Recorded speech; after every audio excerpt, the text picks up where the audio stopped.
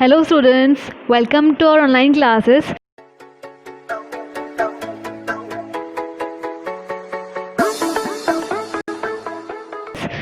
आज हम चैप्टर 4 का पार्ट सेकंड करने वाले हैं। पार्ट सेकंड के अंदर हम करने वाले chemical properties of metals and non metals. Last part में हमने फिज़िकल प्रॉपर्टीज़ करी थी।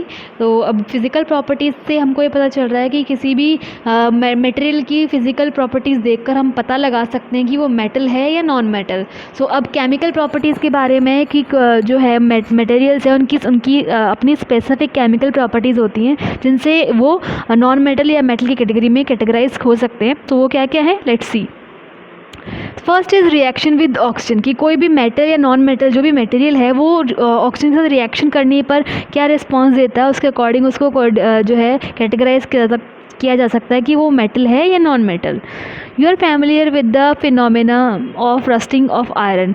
आयरन के अंदर रस्टिंग होती है, लोहे के अंदर जो जंग लगती है उसका फिनोमेना है, उसके जो आपकी 7th क्लास में आया था कि अगर है आयरन को आप हवा और पानी के कांटेक्ट में खुला छोड़ देते हो तो उसके ऊपर एक जो है ब्राउन कलर की लेयर आ जाती है जिसको कि रस्ट बोलते हैं और हिंदी में जिसको कि जंग बोला जाता है। ये जंग है वो कैसे लगती है ये हमने लास्ट क्लास में पढ़ा था, अगर आपको याद हो तो। Recall the reaction by which the rust is form. Rust कौन सी रिएक्शन से फॉर्म होती है, अगर आप उसको याद करने की कोशिश करें तो उसमें था कि फेरस जो थी उसके साथ ऑक्सीजन कंबाइन होती है वाटर की प्रेजेंस में, तो जो है फेरस जो है आयरन और ऑक्सीजन कंबाइन होके ऑक्सीडेशन करता है, इसकी वजह से नया प्रोडक्ट रस्ट बनता है। You had also perform in class 7 an activity of burning A magnesium ribbon in air. उसके अलावा क्लास 7 के अंदर आपकी एक और एक्टिविटी आई थी जिसके अंदर जो है मैग्नीशियम रिबन को जलाया जा रहा था हवा में, तो उससे कुछ जो है नया जो है प्रोड्यूस हो रहा था product. You had learn that in both of the process oxide formation take place. अब उन दोनों रिएक्शन में अगर आपको याद हो तो दोनों रिएक्शन में ऑक्साइड्स फॉर्म हो रहे थे। Complete the following reaction of iron and magnesium with oxygen. उसको रिवाइज करने के लिए हमारे पास यहाँ पे दो जो है रिएक्शन दी हुई हैं। इनको कंप्लीट करके देखते हैं। Fe plus O2 plus H2O, तो इसको कंप्लीट अगर हम करेंगे तो इसके अंदर जो है मेन प्रोडक्ट बनेगा वो बनेगा Fe2O3। जो मेन प्रोडक्ट है वो बनेगा जो कि ये है रस्टिंग जो है ये रस्टिंग बनेगी। उसके अलावा मैग्नीशियम और ऑक्सीजन का अगर कॉम्बिनेशन होता है तो बनेगा 2MgO। बनेगा 2MgO, उसके अंदर मैग्नीशियम ऑक्साइड बनेगा, ठीक है।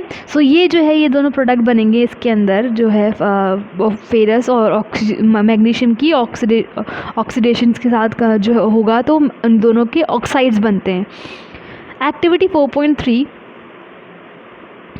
let us check the nature of rust form as a result of the reaction between iron, oxygen and water। अब आयरन, ऑक्सीजन और वाटर के अंदर जो रिएक्शन हुई है उससे जो रिजल्ट निकल के आया, एक रस्ट बन के आई है, उसका जो हम नेचर चेक करते हैं कि वो एसिडिक है या बेसिक है। इसके लिए हमने क्या करा, collect A spoonful of rust and dissolve it in a very little amount of water. हमने थोड़ी सी रस्ट है जो जंग है वो ले ली और उसको थोड़े से पानी के अंदर हमने उसको घोल लिया है, डिजॉल्व कर लिया है। You will find that the rust remain suspended in water. अब आप देखोगे कि पानी के अंदर जो रस्ट है वो घुलती नहीं है, बिना घुली हुई ऐसी ही रहती है। शेक द सस्पेंशन वेल, और उस सस्पेंशन को हमको अच्छे से हिलाना है। Test the solution with the red and blue litmus paper, और सॉल्यूशन को रेड लिटमस पेपर और ब्लू लिटमस पेपर से हमको चेक करना है। What do you observe is the solution acidic or basic? Red litmus paper और blue litmus paper है, solution का पता लगाते हैं कि कोई भी सॉल्यूशन है एसिड है या बेसिक है। अगर रेड लिटमस डाला और उसमें ब्लू हो गया तो मतलब बेसिक है, और ब्लू डाला और वो रेड हो गया मतलब एसिडिक है, ठीक है। ये है ये इस सॉल्यूशन को देखने की एसिडिक है या बेसिक है। इसको टेस्ट करने पर है जो है हमको पता चल जाएगा कि एसिडिक है या बेसिक है। Does copper always get rusted? I have seen a greenish deposit on the surface of copper vessel। Copper vessel के ऊपर हम एक बार एक जो ग्रीन कलर की जो लेयर है हमने देखी है, तो मतलब क्या हुआ, कॉपर भी रस्ट करता है, कॉपर भी जंग लगती है। देखते हैं। When a copper vessel is exposed to moist air for long, it acquires a dull green coating. अगर कॉपर वेसल के अंदर जो है एयर हम उन्हें मॉइस्ट करने के लिए थोड़ा सा स्पेस दे दिया तो उसके ऊपर एक ग्रीन कलर की कोटिंग है जमा हो जाती है। The green material is a mixture of copper hydroxide. अब जो ग्रीन मैटर है वो एक मिक्सचर है कॉपर हाइड्रोक्साइड का। The copper carbonate CuCO3 the following is the reaction. और उसके अलावा जो इसमें जो ग्रीन मटेरियल है, दो चीज़ों का मिक्सचर है, copper hydroxide and copper carbonate. So ये जो इन दोनों का जो रिएक्शन अगर हम देखें तो इसमें आएगा जो है एयर के जो कॉपर है, जो कॉपर है एयर के अंदर जो है, एयर के अंदर जो ये सब होते हैं, एयर के अंदर हमारे जो है H2 होता है, वाटर होता है, CO2 कार्बन डाइऑक्साइड और ऑक्सीजन O2 भी होती है। तो ये जो है हमारी एयर के अंदर ये सब कुछ होता है, मॉइस्ट एयर के अंदर होता है। सो इसका रिएक्शन क्या होगा, हमारे पास बन के आएंगे कॉपर हाइड्रोक्साइड और कॉपर कार्बोनेट। सो ये दो है प्रोडक्ट हमको इससे मिलेंगे नए। सो ये जो प्रोडक्ट है यही क्या है, ग्रीन लेयर जो है वो फॉर्म करते हैं। Now recall the activity of burning magnesium ribbon. अब वापस आते हैं मैग्नीशियम रिबन की जो बर्निंग एक्टिविटी थी उसके ऊपर। The ash obtain on the burning magnesium ribbon is dissolve in water and tested for its acidic and basic nature. अब जो है मैग्नीशियम रिबन से जो हमको ऐश मिली है उसको हम क्या करेंगे, वाटर के अंदर डिजॉल्व करेंगे, उसका एसिडिक और जो बेसिक सोल्यूशन है वो चेक करेंगे, उसका नेचर चेक करेंगे। इज़ द सॉल्यूशन एसिडिक और basic, how do you ascertain things. अब जो उसका सॉल्यूशन है वो एसिड है या बेसिक है, कैसे पता लगाएंगे। You must have observe that the red litmus paper turns blue. Red litmus paper है जो ब्लू हो जाता है, इसका मतलब क्या है, रेड लिटमस पेपर तभी ब्लू होता है जब सॉल्यूशन है बेसिक हो, बेस हो। So oxide of magnesium is also basic in nature. तो मैग्नीशियम के जो ऑक्साइड है वो क्या है, वो भी क्या है, नेचर में बेसिक है। और जो रस्टिंग वाला आएगा, रस्ट जो है, रस्ट का जो हमने लास्ट एक्टिविटी 4.3 में किया था, उसका भी नेचर क्या आएगा, बेसिक आएगा। In general metallic oxide are basic in nature. तो जनरली अगर हम बात करें तो जितने भी मेटलिक ऑक्साइड्स होते हैं, मेटल के जितने भी ऑक्साइड बनते हैं वो सारे नेचर में कैसे हैं, बेसिक होते हैं। मतलब मेटल के जो ऑक्साइड बनेगा, अगर मेटल ऑक्सीजन से रिएक्ट करेगा तो जो सॉल्यूशन बनेगा वो नेचर में बेसिक होगा। Let us know now observe the reaction of non metallic with oxygen. So हमने ऑक्सीजन की मेटल के साथ रिएक्शन देख लिए। मेटल जो है, आयरन भी मेटल होता है, मैग्नीशियम भी मेटल होता है और कॉपर भी मेटल होता है। और जो इन सबके जो ऑक्साइड जो होते हैं, नए ऑक्साइड बनते हैं, वो नेचर में जो है बेसिक होते हैं सब। अब हम बात करें नॉन मेटल्स की। नॉन मेटल्स के लिए एक्टिविटी 4.4 है, to be demonstrated by the teacher in the class. और ये जो है कि जितने भी केमिकल यूजेस जितने भी होते हैं वो बच्चों से जो है थोड़ा सा डेंजरस होता है कराना, इसलिए टीचर खुद ही करते हैं। Take a small amount of powder sulphur in a deflagrating spoon and heat it. अब डीफ्लेग्रेटिंग स्पून क्या होती है, जब आप किसी चीज़ को जलाने के लिए कोई स्पून यूज़ करते हो केमिस्ट्री लैब में, उस स्पून का नाम होता है डीफ्लेग्रेटिंग spoon.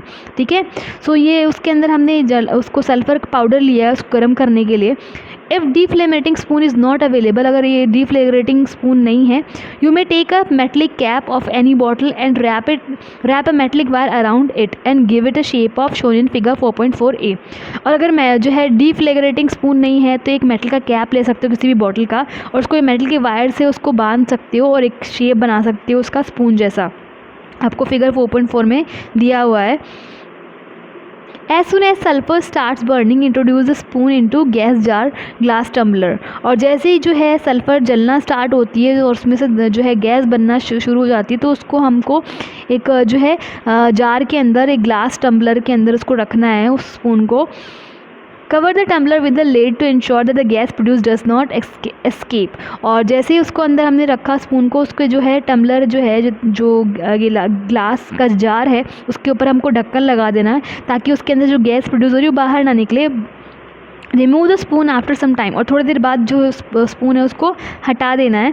Add a small quantity of water into the tumbler and quickly replace the lid. और जल्दी से हमको थोड़ा सा पानी डालना है उसके अंदर, टम्बलर के अंदर, उसको वापस से लिड को लगा देना ताकि जो गैस है बाहर ना निकले और जो वाटर है उस गैस से मिलके एक सॉल्यूशन बना ले।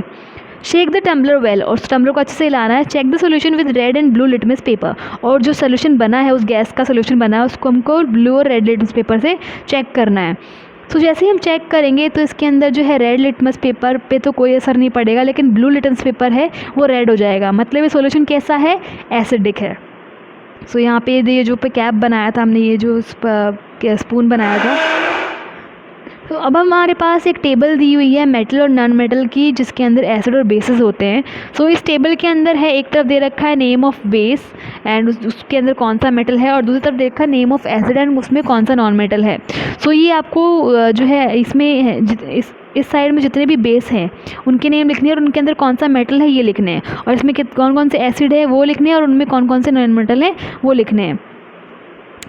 Next is the name of the product formed in this reaction of sulphur and oxygen is sulphur dioxide gas. अब जो हमने ये जो एक्टिविटी करी थी 4.4, इसके अंदर जो सल्फर और ऑक्सीजन जो गैस थी और उसका जो सॉल्यूशन बना है इसमें अंदर सल्फर और ऑक्सीजन प्रेजेंट है, वो जो गैस है उसका नाम है sulphur dioxide. When sulfur dioxide is dissolved in water, sulfurous acid is formed। और जब उसके अंदर पानी मिलाया जाता है तो एसिड बनता है, उसका नाम होता है sulphurous acid. The reaction can be given as follows, और उसकी रिएक्शन क्या हुई होगी ये बताया गया है। सल्फर डाइऑक्साइड है वो वाटर के साथ कंबाइन होके सल्फ्यूरस एसिड H2SO4 बना रहा है, ठीक है। Next is the sulphur asset turns blue litmus paper red. जितने भी एसिड्स होते हैं वो ब्लू लिटमस पेपर को रेड में बदल देते हैं, तो ऑब्वियसली सल्फरस एसिड भी क्या करता है, ब्लू लिटमस पेपर को रेड में बदल देता है।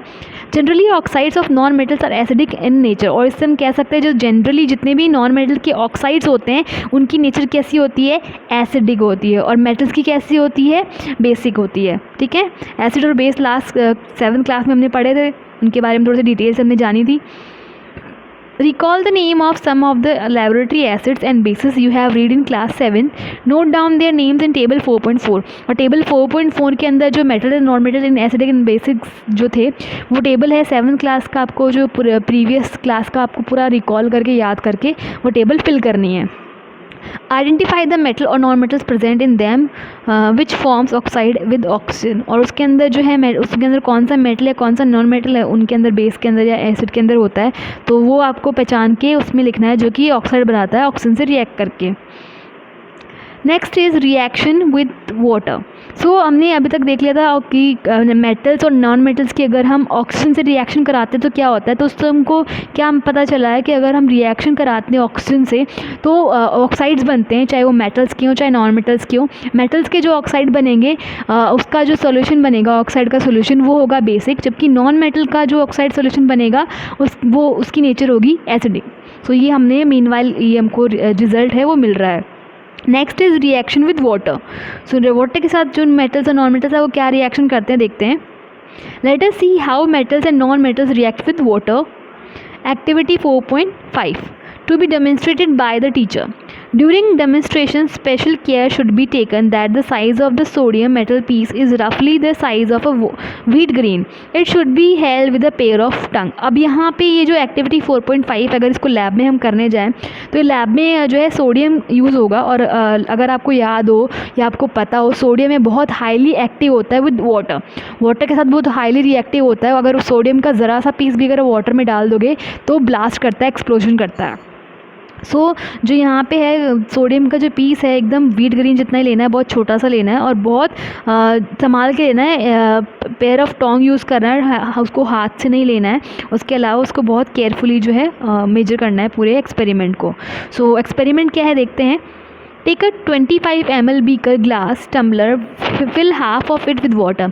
एक 25 ml का बीकर लिया है जिसको आधा पानी से भर दिया है।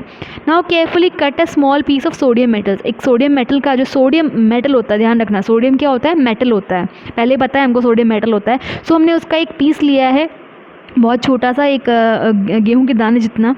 Dry it using filter paper and wrap it in a small piece of cotton. उसको हमको एकदम क्लीन करना है फिल्टर पेपर से। अब जो है सोडियम है वो जो कहाँ स्टोर किया जाता है, केरोसिन में स्टोर किया जाता है, केरोसिन या वैसलीन में स्टोर किया जाता है, रखा जाता है ताकि वो आग ना पकड़े, फायर ना कैच करे, क्योंकि एयर में भी मॉइस्चर होता है तो एयर से मॉइस्चर को वो से रिएक्ट करके वो क्या करता है, एक्सप्लोजन कर सकता है, इसलिए उसको केरोसिन या वैसलीन में रखा जाता है। तो उसको उससे निकालना है केरोसिन से, उसको फिल्टर पेपर से क्लीन करना है और उसको स्मॉल कॉटन के पीस में रैप कर देना, लपेट देना है। Put the sodium piece wrapped in cotton into the beaker. और कॉटन के अंदर रैप किया हुआ जो सोडियम का पीस है उसको पानी से भरे बीकर में डालना है। Observe carefully during observation, keep away from beaker. अब उसको ऑब्जर्व करना है कि क्या रिएक्शन हो रही है और उस ऑब्जर्वेशन के टाइम पे आपको वो बीकर से थोड़ा दूर रहना है। When reaction stop touch the beaker. और जैसे रिएक्शन रुक जाती है आपको बीकर को टच करके देखना है। व्हाट डू यू फील, क्या फील करोगे। ऑब्वियसली मैंने बताया कि जो है सोडियम है वाटर के साथ रिएक्शन करके एक्सप्लोड करता है, एक्सप्लोजन करता है। तो एक्सप्लोजन से क्या होगा, गर्मी निकलेगी, हीट निकलेगी, हीट जनरेट होगी। Has the beaker become hot, beaker गर्म हो गया है, ऑब्वियसली हो गया है। Test the solution with the red and blue litmus paper, और उसके बाद जो है हमने उसका हीट का ऑब्जर्वेशन कर लिया कि हाँ गर्म हो गया है। उसके बाद हमको चेक करना है लिटमस पेपर से कि उसका सॉल्यूशन है वो कौन सी नेचर का है, एसिडिक नेचर है या बेसिक नेचर है। इन द सॉल्यूशन एसिडिक और बेसिक, सॉल्यूशन है वो एसिडिक है या बेसिक है ये पता लगाना है। You observe that sodium reacts vigorously with water, अब हमने देखा कि जो सोडियम बहुत अच्छे से है वाटर से रिएक्ट कर जाता है। Some other metals do not do so, लेकिन कुछ ऐसे मेटल्स भी हैं जो ऐसा नहीं करते हैं, मतलब वाटर के साथ अच्छे से रिएक्ट नहीं करते हैं। For example iron react with water slowly, iron है वो वाटर के साथ धीरे धीरे रिएक्ट करता है, जबकि सोडियम बहुत तेज़ी से रिएक्ट कर जाता है।